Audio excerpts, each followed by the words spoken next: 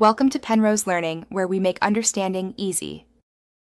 Open Settings on your Huawei device to begin disabling a VPN connection.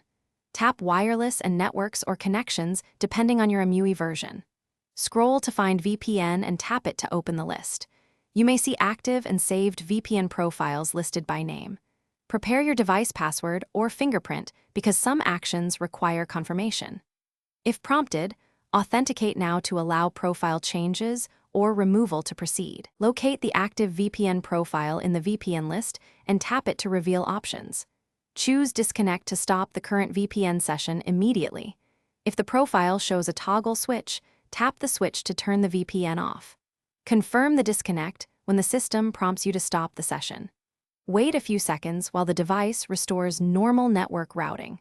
Verify disconnection by checking the status icon in the notification bar.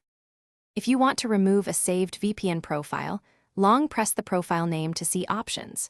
Choose Delete or Forget to remove configuration and credentials from the device. After removal, restart Wi-Fi or mobile data to refresh network settings and routing tables.